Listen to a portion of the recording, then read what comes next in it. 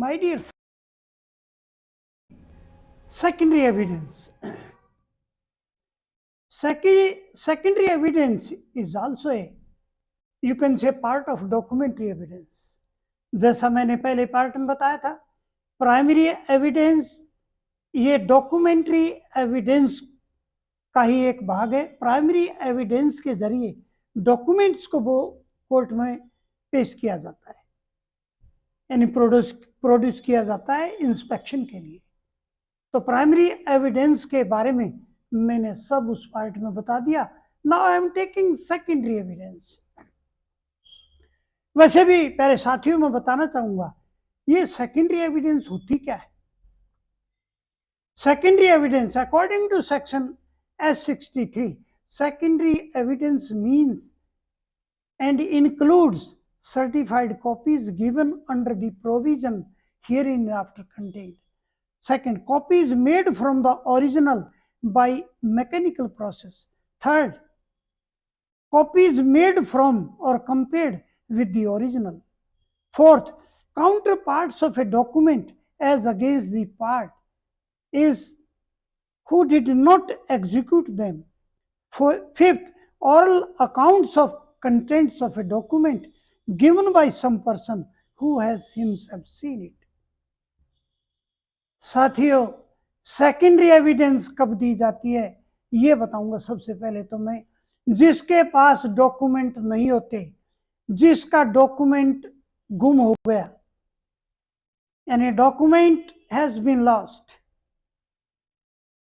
उस कंडीशन में primary evidence काम नहीं करती, उस समय सेकेंडरी एविडेंस दी जाती है। अब सेकेंडरी एविडेंस की कैसे दी जाएगी? जब ओरिजिनल डॉक्यूमेंट नहीं है तो सेक्शन 63 के अंडर जब ओरिजिनल नहीं है तो फिर ये डॉक्यूमेंट होने चाहिए। कौन से? जो ओरिजिनल से कंपेयर करके बनाए गए। जैसे पहला, सर्टिफाइड कॉपीज। हम उस डॉक्यूमेंट जहां जिस कोर्ट में बनवाया गया है उसकी सर्टिफाइड कॉपी ले सकते हैं, वो सबमिट कर सकते हैं कोर्ट में। Second, copies made from the original by mechanical process which themselves ensure the accuracy of the, यानी मैकेनिकल प्रोसेस से भी ओरिजिनल के जो डॉक्यूमेंट्स बनाए हुए हैं किसी ने, वो भी दिए जा सकते हैं कोर्ट में। और copies made from A compared with the original. साथियों, ये आप जानते हैं, देखो हम ओरिजिनल हमारे सर्टिफिकेट होते थे, हम पढ़ते थे तब, तो उसकी फोटोकॉपी कराते थे और फोटोकॉपी करा करके हम उसको टेस्ट भी करवाते थे। और वो जहां कहीं भी एडमिशन के लिए या किसी भी प्रूफ के लिए देनी होती हम देते और वो मान्य थी। इसी प्रकार कोर्ट में भी ओरिजिनल की फोटोकॉपीज, सर्टिफाइड या कंपेयर्ड कॉपीज वो दी जा सकती हैं। और जैसे मैंने काउंटर पार्ट्स या पार्ट्स और काउंटर पार्ट्स बताए थे, वो भी कोर्ट में दिए जा सकते किसी पार्टी के द्वारा, किसी पार्टी के अगेंस्ट जो जिस पार्टी ने उनको एग्जीक्यूट नहीं किया। यानी काउंटर पार्ट भी प्रोड्यूस कर सकते हैं सेकेंडरी एविडेंस के द्वारा, किसी पार्टी के अगेंस्ट जिस पार्टी ने उनको नहीं बनाया। Oral accounts of the contents of a document given by some person who has himself seen. अच्छा, oral accounts of content, oral accounts भी उन डॉक्यूमेंट्स का दिया जा सकता है किस व्यक्ति के द्वारा, यानी उन डॉक्यूमेंट्स के बारे में एक तरह से आप oral एविडेंस समझो इसे, उसकी oral एविडेंस भी दी जा सकती है। कौन दे सकता है? जिस व्यक्ति ने वो डॉक्यूमेंट देखे हों वो दे सकता है। तो ये है सेकेंडरी एविडेंस के पॉइंट। जब किसी के सर्टिफिकेट गुम हो जाएं या किसी कारण से अवेलेबल ना हो या और कहीं रखे हो, उस हालत में इन कंडीशन में ये सर्टिफिकेट सेकेंडरी एविडेंस के द्वारा कोर्ट में प्रस्तुत किए जा सकते हैं for the inspection of the court. So ये था सेकेंडरी एविडेंस की डेफिनेशन। और मैं अब इसको आगे और बताना चाहूंगा व्हाट इज, किन किन केसेस में सेकेंडरी एविडेंस दी जा सकती है मैं नेक्स्ट पार्ट में आपके साथ वो केसेस शेयर करना चाहूँगा।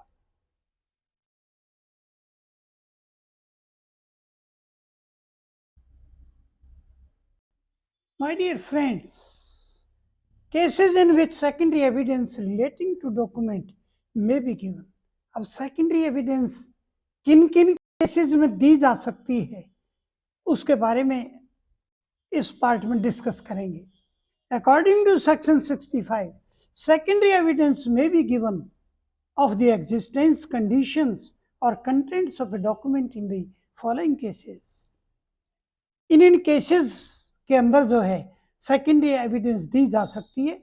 कौन सा? First, when the original is shown or appears to be in possession or power of the person against whom the document is sought to be proved, of any person out of reach or such person under section 66 notice and he does not produce it.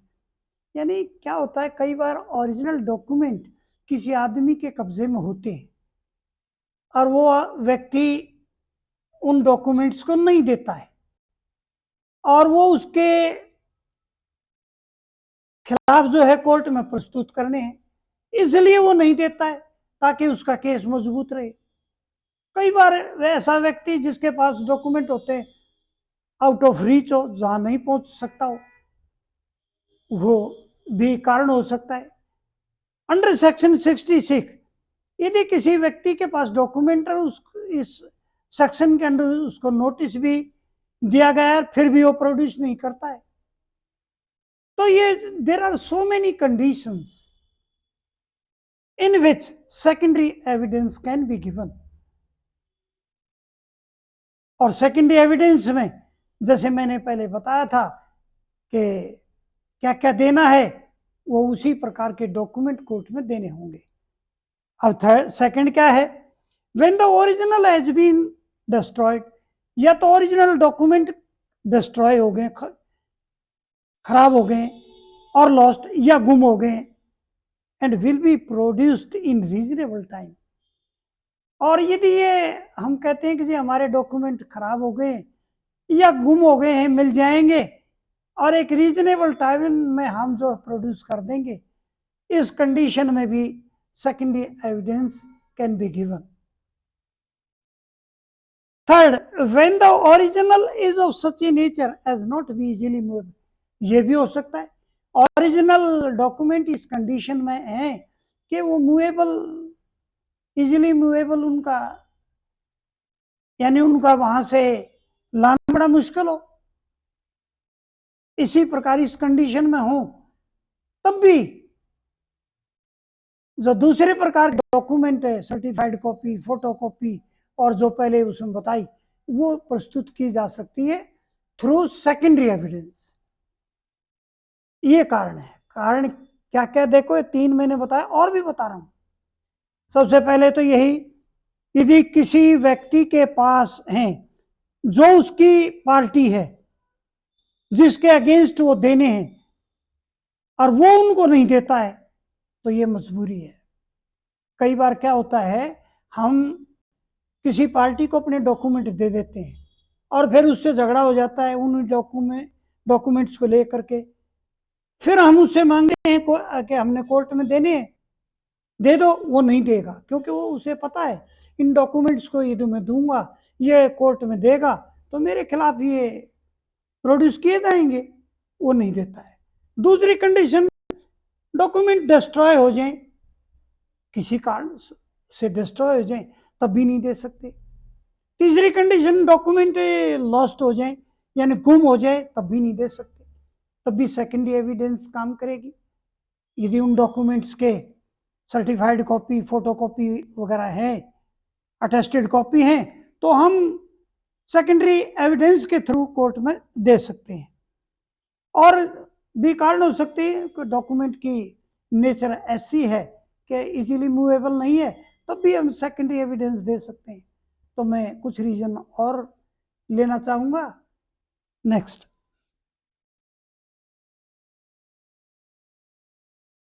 My dear friends, fourth condition, when original consists of numerous accounts or other documents which cannot conveniently be examined in the court, and the fact to be proved is the general result of the whole collection. यानी जहां पर ये possibility ना हो, there are so many parts and collection of these parts is impossible, and fact जो है उसको prove करना जो है, जब सारी कलेक्शन हो जाए तभी हो सकता है, और उसके बगैर पॉसिबल नहीं है। सारी कलेक्शन यदि पॉसिबल नहीं है तो उस कंडीशन में secondary evidence can be given. Fifth, in some other cases relevant to the above cases, there are so many cases we have discussed about the original documents, and there may be so many other reasons by which we cannot produce documents in the court. So those reasons are also included in these cases.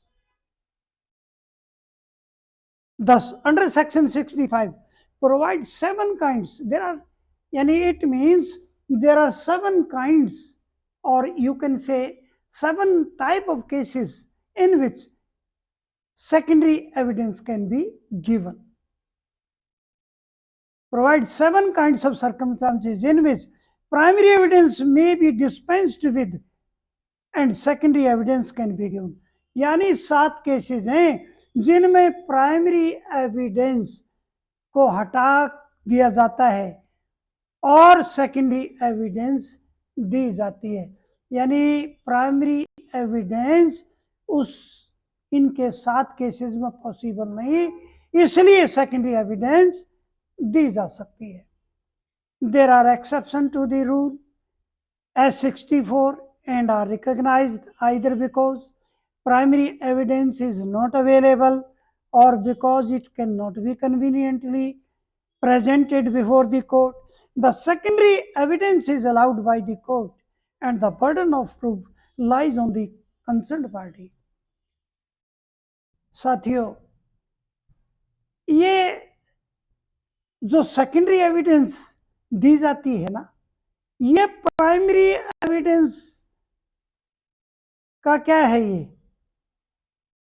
ये उसका exception है,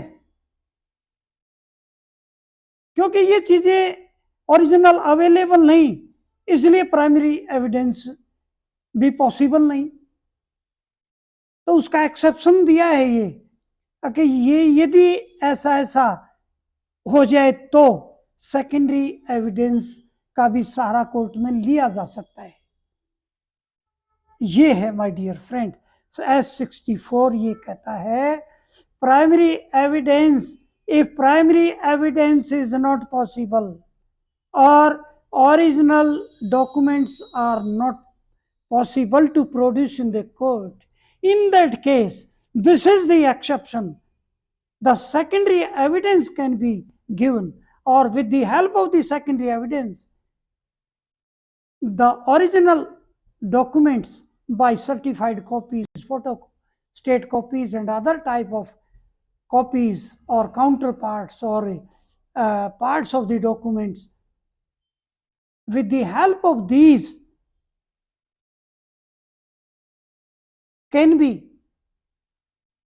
secondary evidence given in the court. This is the secondary evidence, my dear friends.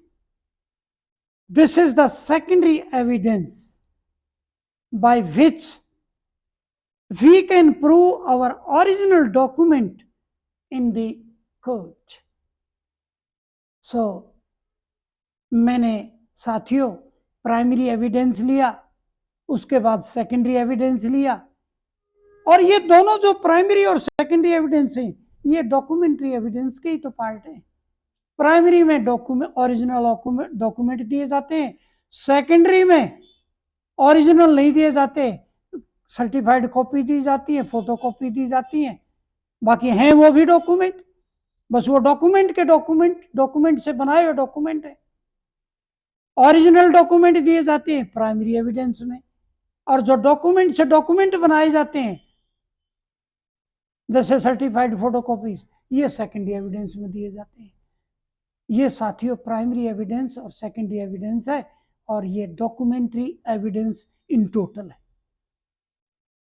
So, in the last, my dear students, I want to make a request to you. Please subscribe the channel. I shall be very thankful to you.